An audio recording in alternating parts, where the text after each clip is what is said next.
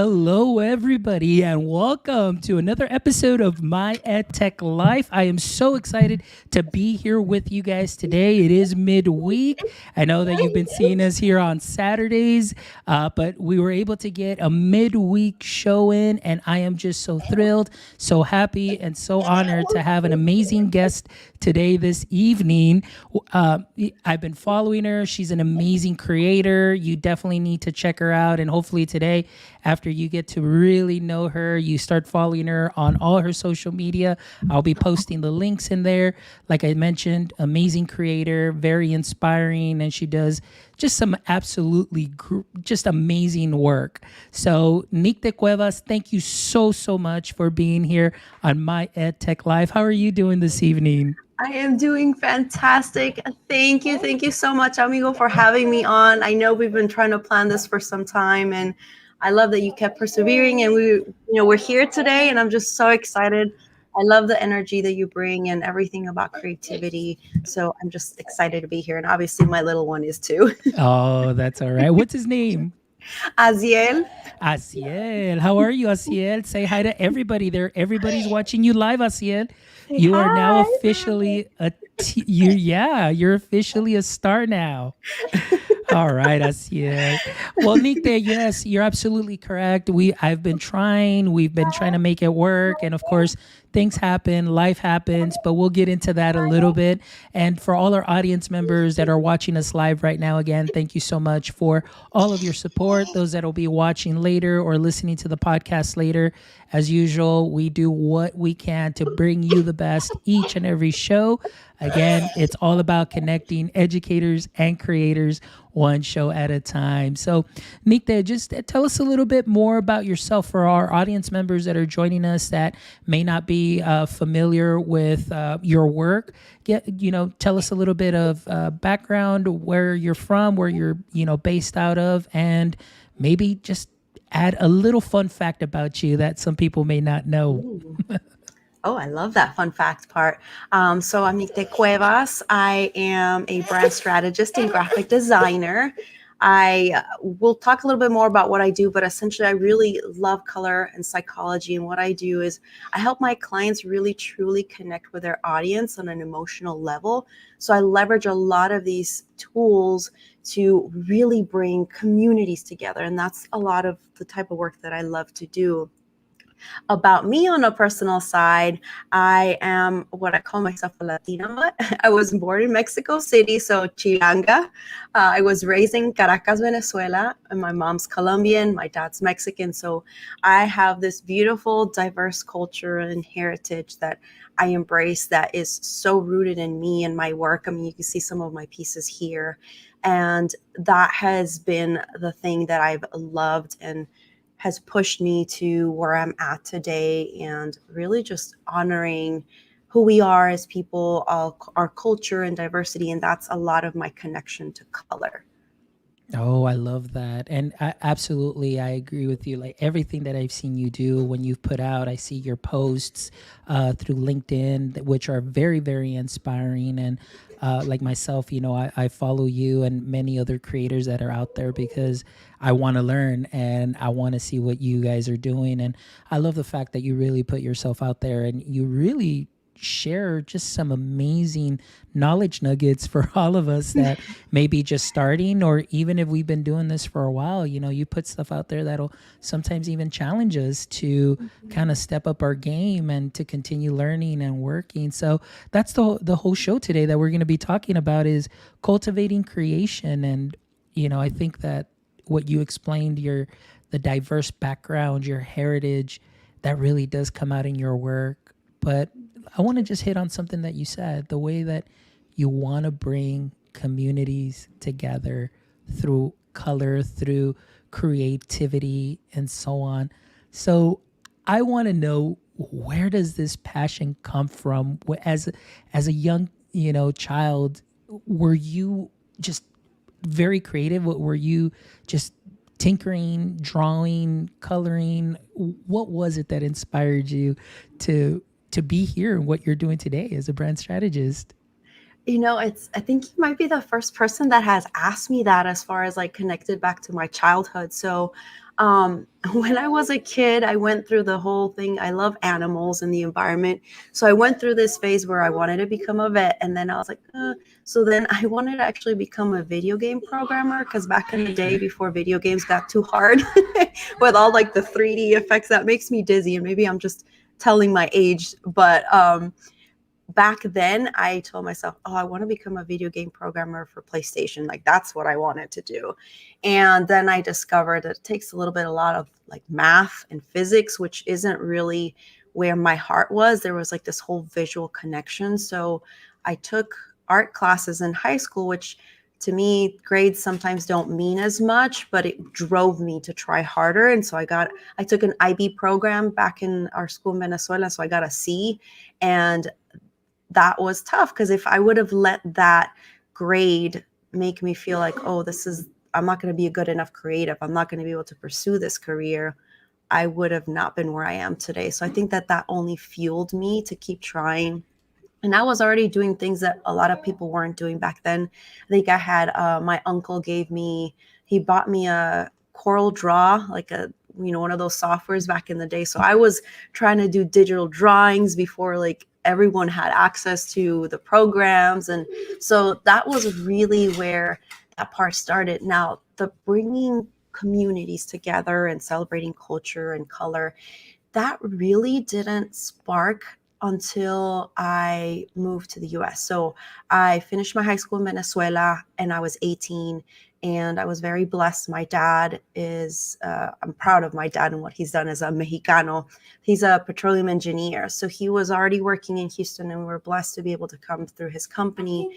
And so I went to University of Houston, and I was blessed to enter the design program there. And when I moved to the States, I felt a big cultural shock. Even though I was in Houston and I met a lot of Hispanics, some of our cultural norms where you say hi, a kiss in the cheek, and not Oh nowadays, but yeah. typically that's normal for us.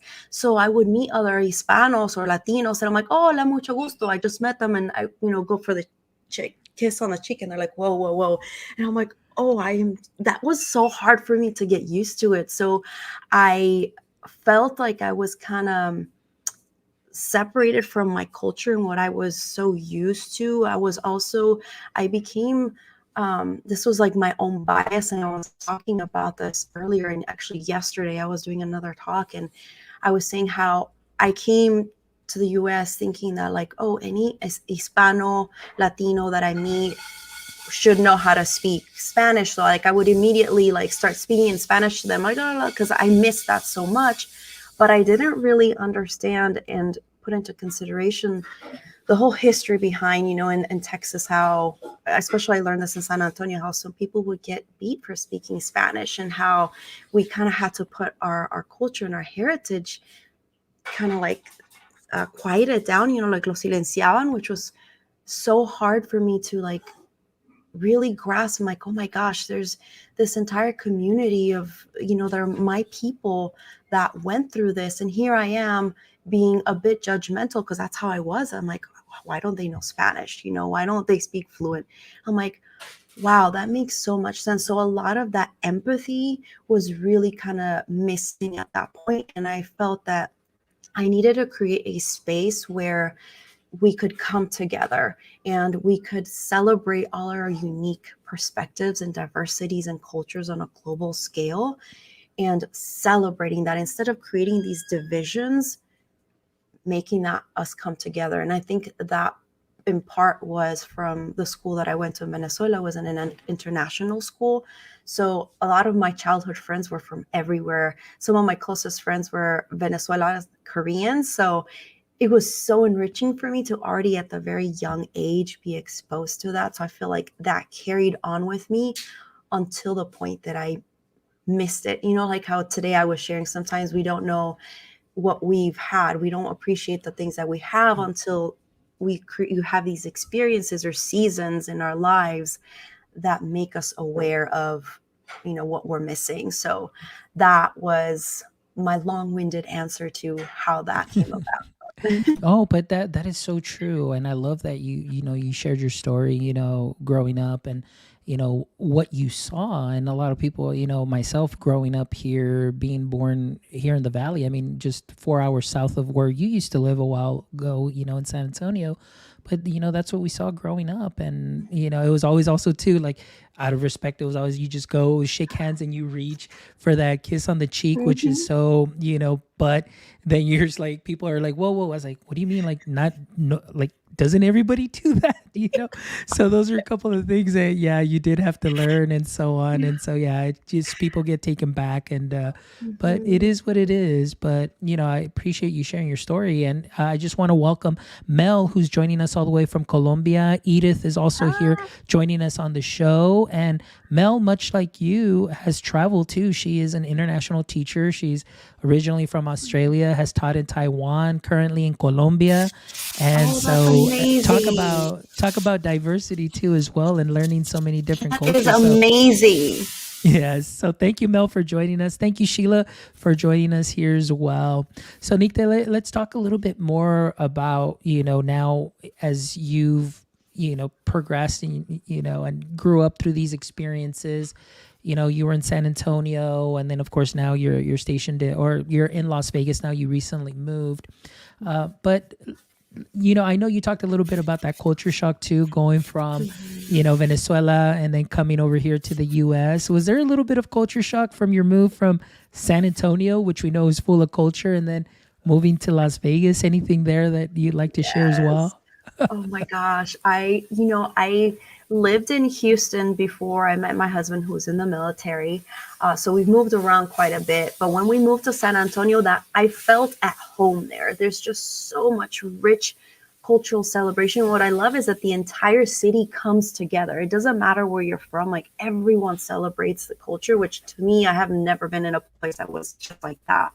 And so we were really sad when we found out we had to move. We just wanted to place our roots there. And coming here, I just, felt that a part of my heart was being torn away, that I was going to just like have this void.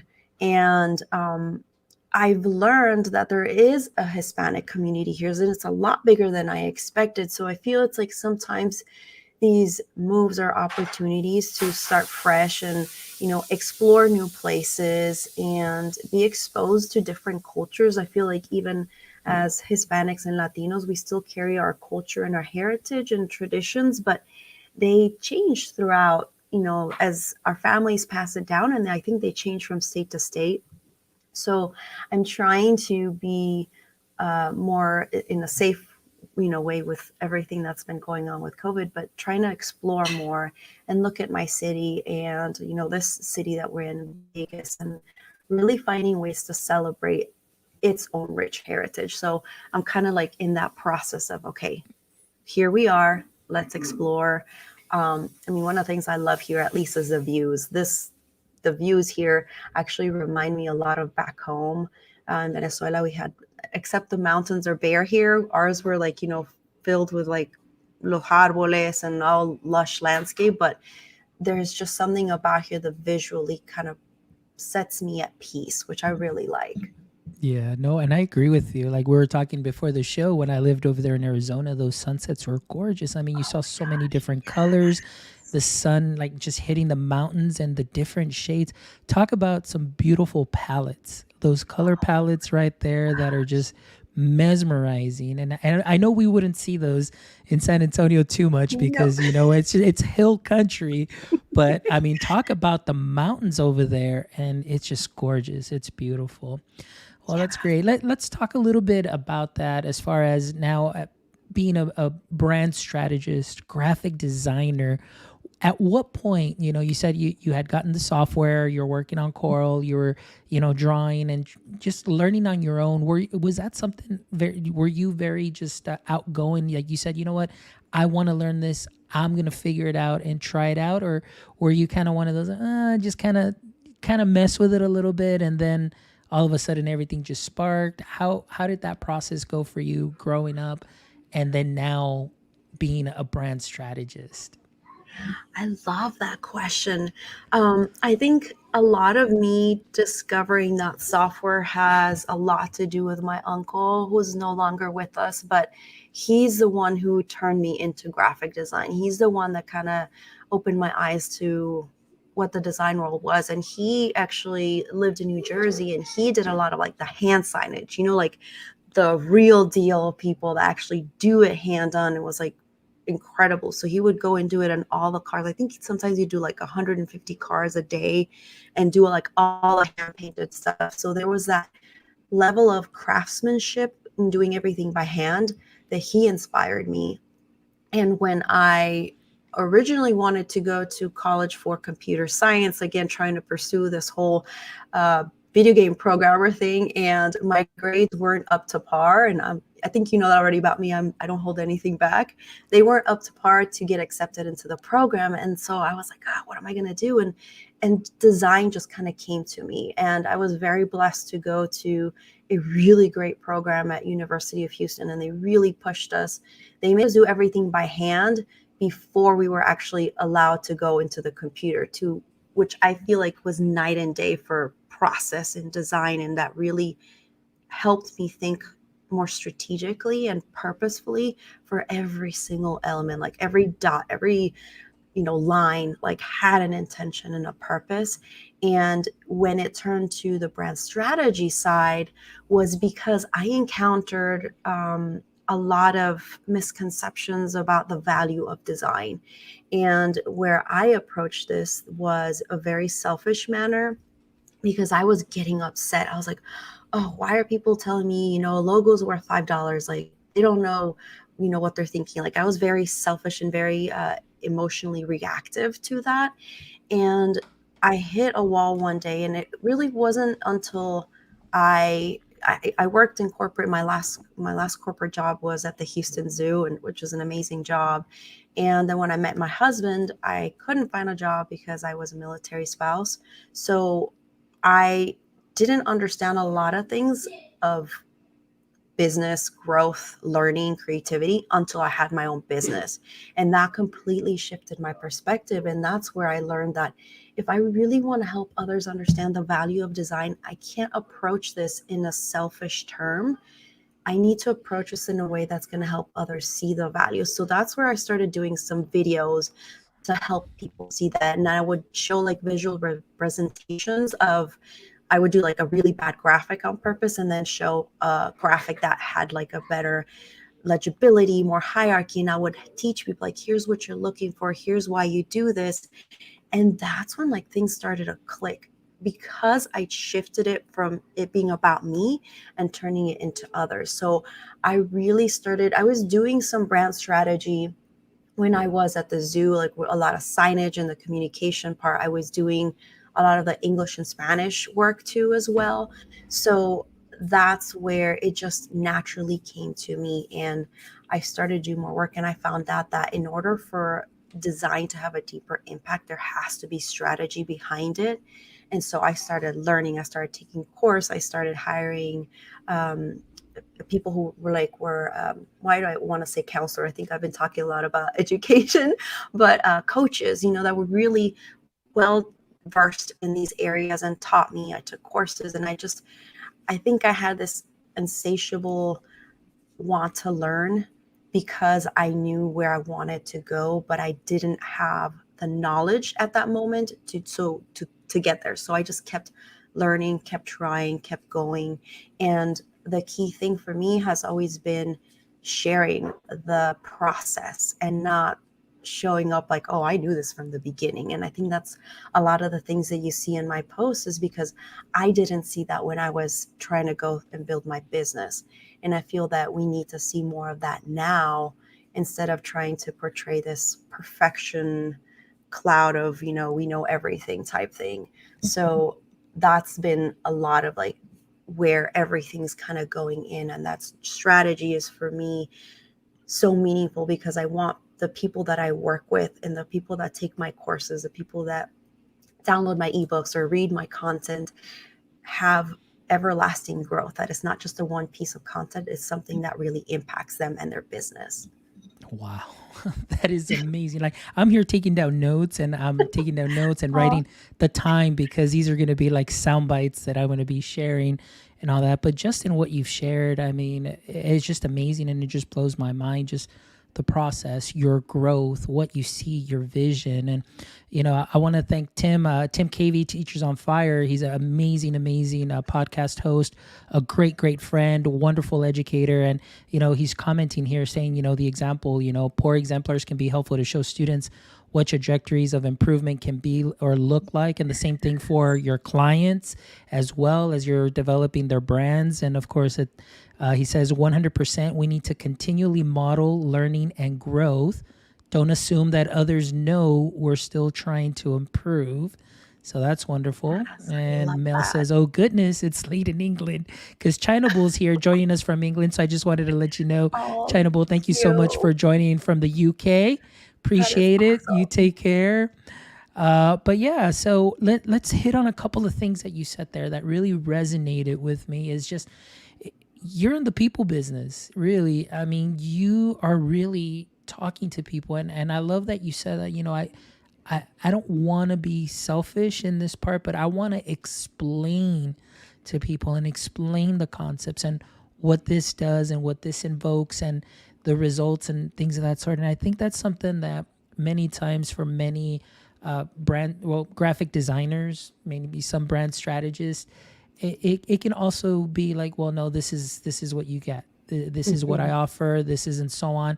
And although they may be very, very talented and great in their craft and making some amazing logos, but I think that the value, and this is why I always support local creators that we have here in the valley, is because I see the promise and I see that passion, but more importantly, they talk you through the process and say, okay, this is what we're going to do. We're going to do this shot and we're going to do this and we're going to, because they're explaining. And I can kind of relate to that as an educator. When you're trying to teach somebody something, you want to explain it to them and show them that to some extent you are that subject matter expert. But like you mentioned, and I think Tim brought it up too, that it's okay to be a little vulnerable, and we're not going to know everything, but we're still working on that progress. And Yes. one of the things you said too reminded me of one of my favorite phrases. It's all about practice, not perfection. So Yes. that's the wonderful part about it. So yeah, I mean that just, hearing you talk just really filled my bucket in the sense that Mm. it's something that, like, for example, Tim, who's here as well as a podcaster and creator, we're always looking and we're always investigating and we're always looking to improve and looking for ways how we can improve our production, how we can improve our graphics and our brand. And but what you said really, I was like, wow, like this goes a lot deeper than just putting, this layout here and putting that layout there. It definitely, it seems like it's a science. And I love that you went and looked and sought for answers. Like, I got coaches. I wanted people to explain this to me. I wanted to internalize it, learn it better. And that's amazing, that you're continually Yeah. growing. And now you're helping many like myself trying to continue to grow and learn. So, man, that's so Thank awesome. I just you. love your passion that you're sharing. Oh, It is so thank you great. so much. And full disclosure, when I was younger in my early college days, I had a lot of people approach me and say, "Hey, are you sure you don't want to become a teacher? Are you sure you don't want to get into like the education sector?" I was like, "Oh my gosh, I have huge respect for teachers. I know my teachers, my college professors, they really helped me out and like they pushed me so much that I owe a lot of who I am today from my ethics and my work because of how they pushed me in the program. I never thought that I would be teaching others because they would always tell me, I was like, man, I don't have the patience. I don't think I have the chops for it. I don't know how to come up with curriculum. I don't know how to come up with like a flow of a course. Like, and it just, I think it found me years later, God, the universe, whatever it was, like, it happened. And I think that it all started from me really stopping to think, like, letting go of the ego and thinking about what others would feel. And that's when I think all these answers and things that I wanted to do, set goals that I had set for myself, started to come but it was when I started focusing on others instead of myself. Yes, no, I agree. And Mel agrees too. It says it's amazing to look back and reflect on our journeys. So So definitely, I much. completely agree. But it's like you said, it doesn't surprise me that what you just mentioned, that maybe becoming a teacher, because the way that you are talking, if I didn't know, like for example, if I just say, I met you for the first time, and although I know a little bit about what you do, I would have honestly thought, I was like, yeah, this she might have been a teacher at one point or Oh, another because of the way that you talk and you explain things, and I think that's wonderful because now thank you're you. putting all that into practice in your courses. By the way, like I did one of your courses today, and I mean, talk about, like you said, many years later I'd found you and you were talking about, why do you know how to explain or put a flow together? I was like, but wait a minute, then who's this? Like, look at the course here, this flow, everything's going, everything's Oh, great, thank it's easy to you. follow.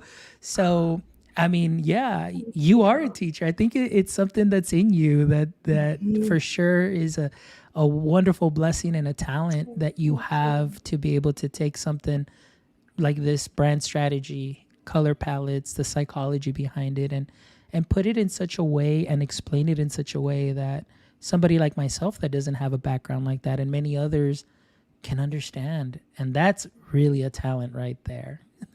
Thank you so much. That means a lot because I I can't put it into words. It means a lot, especially coming from you as a professional educator who has like this wide first background. It means a lot. I feel like I still have much to learn, but I feel like that's the beauty of every day there's a new learning opportunity. Every day we grow, and I think that that never stops. And I am very blessed though. When I started doing my courses with LinkedIn, I did have some really great team players in LinkedIn that taught me, my content manager, Kara, and I work with Brittany Bahaus. I'm giving them a shout out because they really kind of helped me push myself and really think more in terms of others and how things flow. And so I think it's more like the thing where you were saying that practice, not perfection earlier too.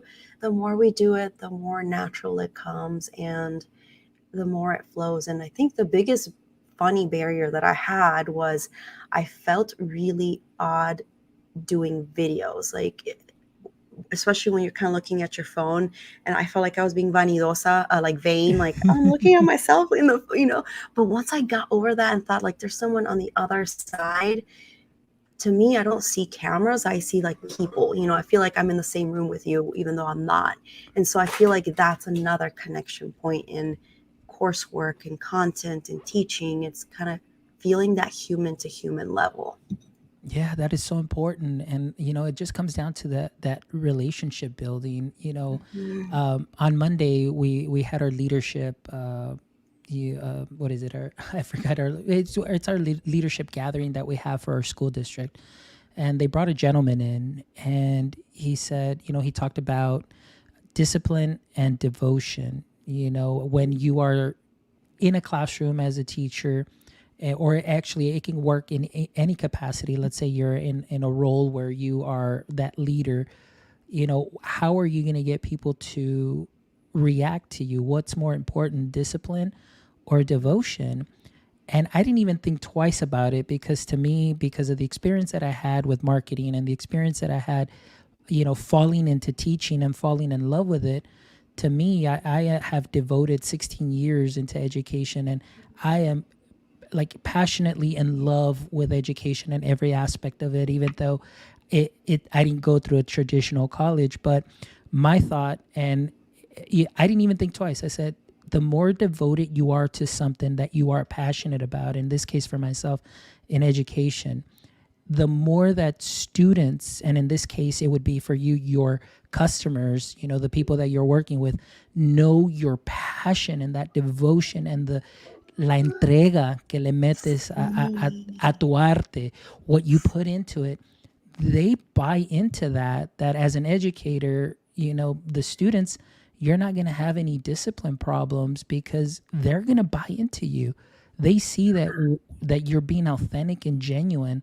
So that's the feel that I get from you, and I can imagine, being one of your customers coming in. I know that I'm getting somebody that is fully just involved in the process and just devoted to your craft, and that's amazing. And I think that's one of the reasons that you have been so successful in what you do. I mean, I see people putting up on LinkedIn, hey, I just finished the course, I just finished this course, and I just finished this course. And I know you do work with Adobe as well as an Adobe ambassador, right along with Claudio, and you've been given these opportunities. But no es por nada, mi amiga. It's because they see your heart. And I think that's amazing. I'm so excited about that. Oh, well, thank you so much. It's been, how all things kind of come full circle. And I'm so glad that, I got connected to Claudio and then I got connected to you. And it's just like all these, I think the more that I connect with others and, amplify my community and really kind of reach out to learn from others, the more amazing people that I meet. And I feel that there's some incredible people that aren't being seen. And so I am just so excited to be here and to be in your community and be among other people who are just amplifying and sharing. And I think that there's just how we can make a better future is really by letting go of ego, listening, having a lot of empathy. And it's not like empathy like, ay, pobrecito, pobrecita. No, it's like, I feel you. I want to get to understand your pain, really it being not about us and about other people. And I feel like that's when these really great things start to happen. My work with Adobe all stemmed from me sharing how to use Adobe Spark because, I was, back in the day with the old big G5 Mac towers that were so Yes, clunky and heavy. I So remember like those. like that's what I had. And like I could not I didn't have a laptop to move around and create content. And so I discovered Adobe Spark as soon as it launched. I was like, oh, this is great. I can create on the go.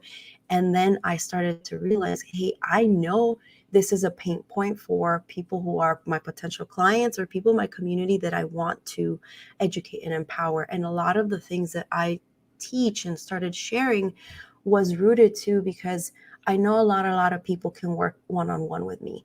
And I have that very empathetic heart that sometimes I gave too much of my time for free in my early days and I burnt myself out. And so I knew I needed to create some sort of avenue where I could create tools and resources that were affordable or free for people to learn. And that all started with Adobe Spark. I just started sharing videos, doing those graphics like I was telling you, like here's a before, here's an after, and that just like that's where the magic happened. And again, it was me finding a way to still help people. And I think that for anyone that's here listening, especially educators too, I feel like there's so much power in what educators do in the community, and it's really helping others and teaching and looking for those gaps and you finding ways to become that solution to educate and enlighten others.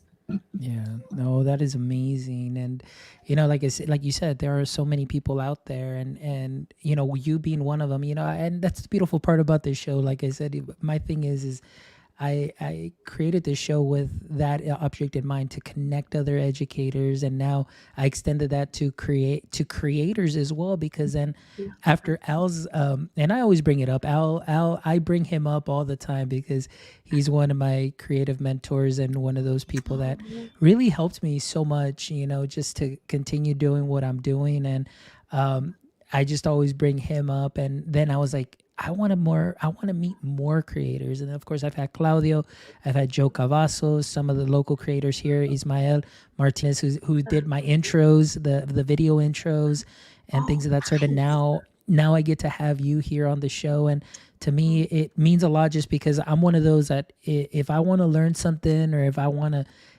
just pick somebody's brain, I go straight to the source. I have no shame. I'll go DM people, I'll message you, and then I'll say, hey, you want to be on the show? And then, so this is pretty much like my hour of professional development. But at the same time with Love that, that. Nikte, it allows us the opportunity for my my circle, my PLF, my professional learning family, which now you are part of, it allows them also to get to know how amazing you are, not only as a guest, but just as a creator too as well, and get to know your work. And so hopefully that too will get you connected with more people, that you can work with and collaborate with and so on. So I'm really happy that you Thank were you here so tonight. much. But It's let's been an talk. honor. Yeah, no, no. Let's talk a little bit more about, like you said, let's talk about. I did take your course, and like you said, you did some of that coursework just because of your passion for helping others and so on. Now, are there any other plans, or are there any other courses that maybe our viewers, audience members, listeners can also look out for, and where can they find these courses? Yes, so great question. You can follow me on LinkedIn and I'm Nick de Cuevas, but you can also look for my courses on LinkedIn Learning. I have 5 courses. I do have one of those that is completely free, which is my Color Trends course. And that is going to be free until 2022. I don't know when. And and so that was going to be free until next year. And that color trends course, I highly recommend it because it's not just so much about the color trends, but it's about how people can use color to really connect with people emotionally. So really understanding how these color trends come about, how we can use them to connect with people and celebrate culture and diversity. And then one of my other newer courses, which is starting to really become one of the popular ones on LinkedIn, is called Color and Cultural Connections. And I talk about how color, I always feel like it's a universal language. There's symbols and colors that we can associate on a global scale, like the stop sign.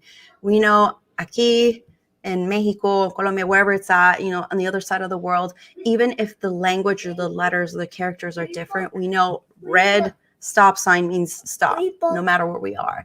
And so really helping people see that, but then also the meaning and the symbolism color can hold for our traditions, our culture, and using that to really in a different perspective of diversity and inclusion to bring people together. And I think that's one of the things that not a lot of people are aware of, but it's still very important. And so those are the courses that you can find. I have one on Adobe Spark, which I'm going to get to revamp and redo very soon too. So I'm super excited.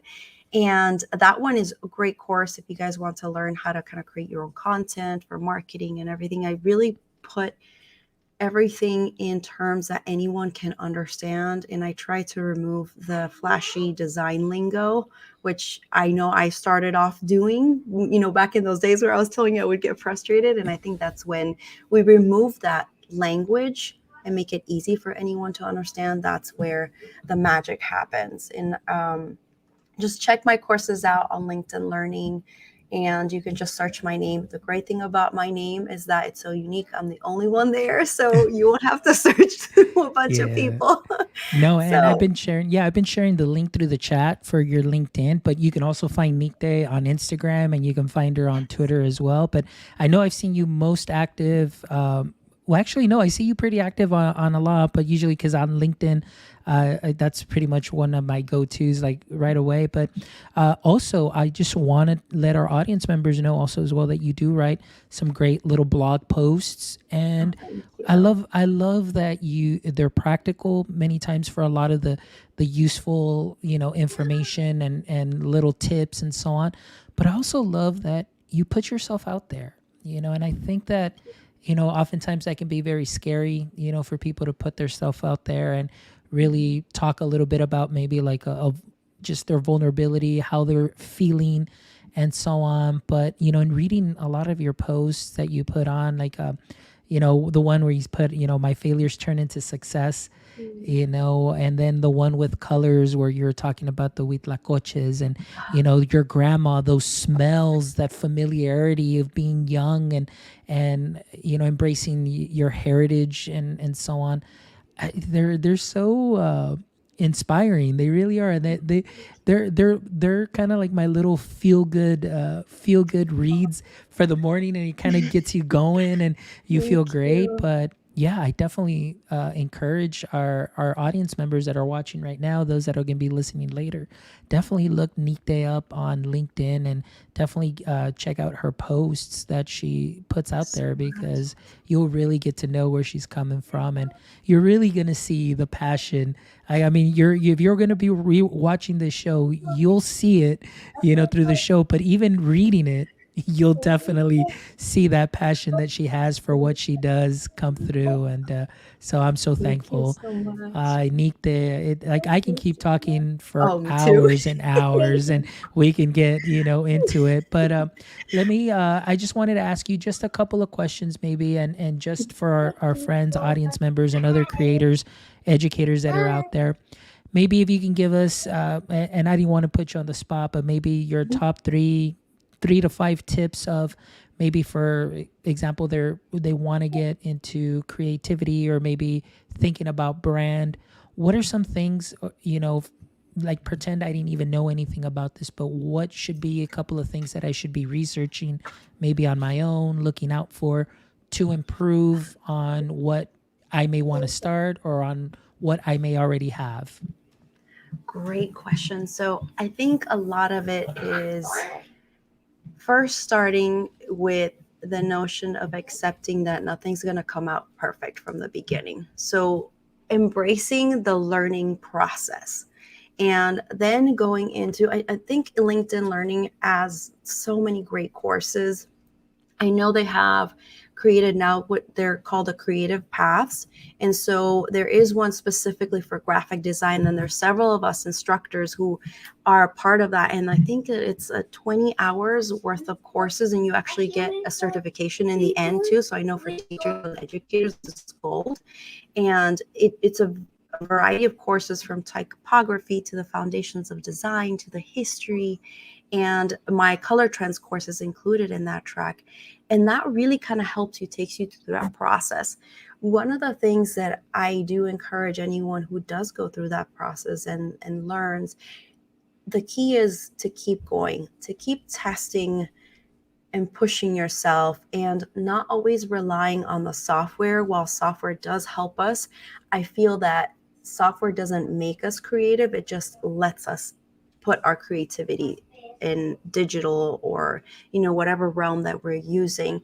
And I think that if we can start to embrace not trying to be so perfect as we keep practicing and trying to hone our skills, that really helps. And if you're really wanting to pursue more creativity, even if it's not a designer, I highly, highly, highly encourage really looking into empathy marketing. I talk a lot about that too, but like really putting yourself in this moment of getting to know who your audience is, who you want to empower, who you want to help beyond the demographics. Oh, females, males, ages XYZ. Like really getting to know your people, like if they were to become your friends. That whole process is so important.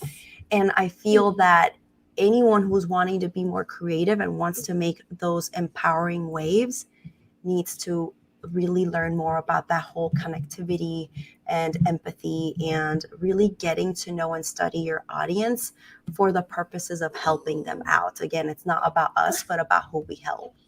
Wow.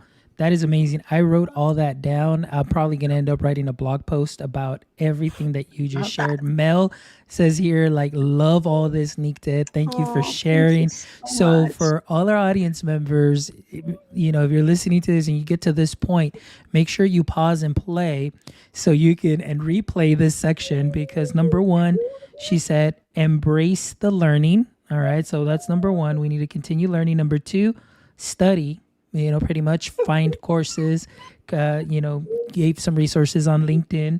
Number three, don't stop, push yourself.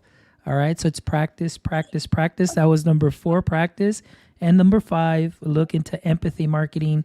Know your audience beyond just male, female demographics, but really get to know them as to how you can help them. I got five great tips here that I'm so excited to look into. So you heard it here, audience members. Nick Day just dropped some amazing bombs right here that we can use to continue to grow, and more than anything, just amplify our creativity. Let's bring that back. Don't worry about not drawing perfect. Don't worry about even drawing at all, because creativity is not all about drawing or being an artist, but it's just making something that wasn't there, seeing your vision, seeing it through, creating something that can help somebody, innovation. It's all there. It all ties together. So that is amazing. Oh man, Nikte, thank you so much Oh, just thank you. for all of this. This was amazing. It's just so much rich content that you shared with our audience members today, and it was a blessing. It was an honor. It was a pleasure to have you here, and just to be able to connect with you, and of course for audience members to hear a little bit about your story, your background, and really see the passion that you have, Nick. So it's so Thank awesome. you. Mil gracias. Es un placer. It's a pleasure to be here. Thank you so much. And I'm just so excited to be able to have this conversation and really connect with others. And thank you, everyone who was chiming in. It means a lot.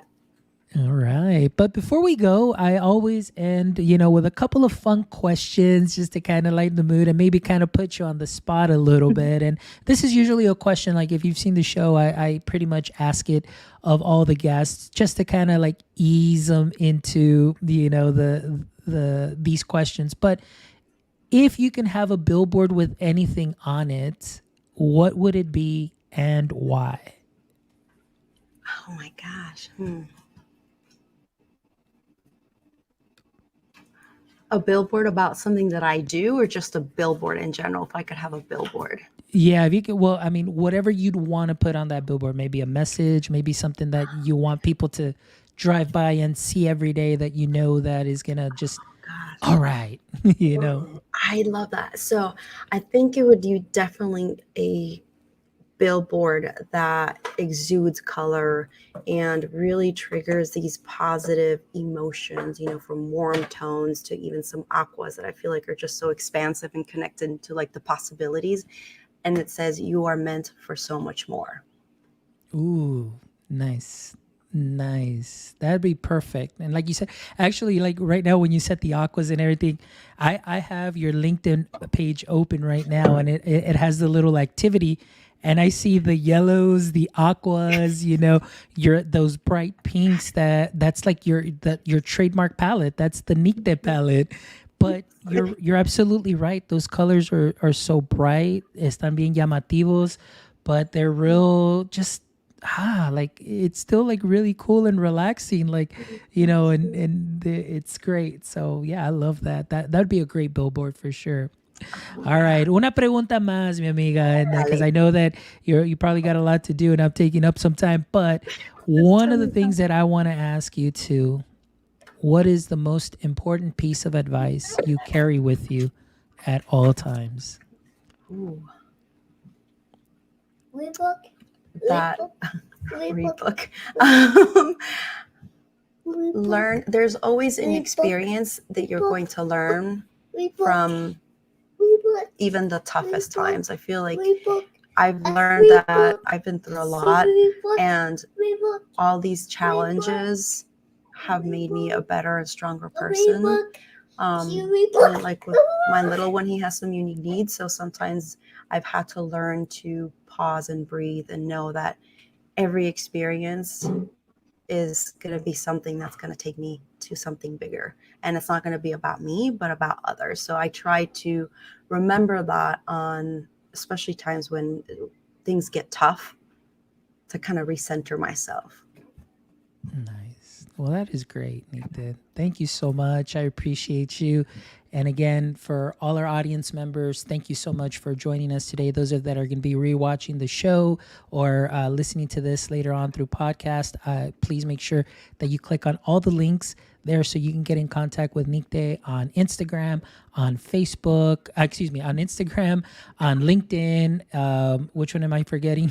Twitter. Twitter, Twitter yeah. as well. And please, if you get a chance, make sure you check out that course. You won't be disappointed. Nikte is a wonderful instructor, and really just what she shares with you is definitely going to be very, very beneficial. So, Nikte, de nuevo, muchísimas gracias. Ha sido un gran honor poder tenerte aquí, y poder llamarte ya mi amiga y que ya ahora eres parte de mi familia de aprendizaje personal. Así que estoy contentísimo. Muchísimas gracias. Y algunas palabras finales antes que los vayamos a despedir.